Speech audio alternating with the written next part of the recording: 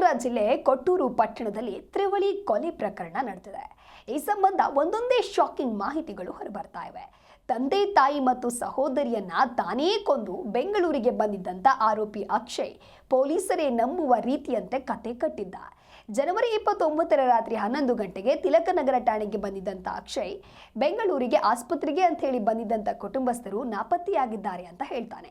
ಅಕ್ಷಯ್ ಮಾತನ್ನ ನಂಬಿದಂತ ತಿಲಕನಗರ ಪೊಲೀಸರು ಈ ಬಗ್ಗೆ ಕೇಸನ್ನ ದಾಖಲಿಸಿಕೊಂಡು ರಾತ್ರಿ ಅನೇಕ ಆಸ್ಪತ್ರೆಗಳನ್ನ ಹುಡುಕಾಡಿದ್ದಾರೆ. ಆದ್ರೆ ಯಾವ ಆಸ್ಪತ್ರೆಯಲ್ಲೂ ಅಕ್ಷಯ್ ಕುಟುಂಬಸ್ಥರು ಕಂಡಿಲ್ಲ. ಹೀಗಾಗಿ ಪೊಲೀಸರು ಅಕ್ಷಯ್ನ ಠಾಣೆಯಲ್ಲೇ ಕೂರಿಸಿಕೊಂಡಿದ್ದು ಬೆಳಗ್ಗೆ ಆತನ ವಿಚಾರಣೆಯನ್ನ ಮಾಡಿದಾಗ ಮೂವರ ಕೊಲೆಯ ಸತ್ಯ ಬಯಲಾಗಿದೆ. ಅಕ್ಷಯ್ ಮಾತು ಕೇಳಿ ಅಕ್ಷರಶಃ ಪೊಲೀಸರೇ ಒಂದು ಕ್ಷಣ ಶಾಕ್ ಆಗಿದ್ದಾರೆ. ಆರೋಪಿ ಅಕ್ಷಯ್ ಮೂವರನ್ನ ಮನೆಯಲ್ಲಿಯೇ ಪ್ರತ್ಯೇಕವಾಗಿ ಕೊಲೆಗೈದಿದ್ದ. ಮೊದಲು ಚಾಕುವಿನಿಂದ ಇರಿದು ತಾಯಿಯನ್ನ ಕೊಲೆ ಮಾಡಿರುವ ಪಾಪಿ ಪುತ್ರ ಬಳಿಕ ತಂಗಿಗೆ ಕರೆ ಮಾಡಿ ನಿನಗೆ ಗಿಫ್ಟ್ ತಂದಿದ್ದೀನಿ ಅಂತ ಹೇಳಿ ಮನೆಗೆ ಕರೆದು ಆಕೆಯನ್ನು ಸಾಯಿಸಿದ್ದ. ಇಬ್ಬರ ಮೃತದೇಹಗಳನ್ನ ಕೊಠಡಿಯಲ್ಲೇ ಇಟ್ಟಿದ್ದ.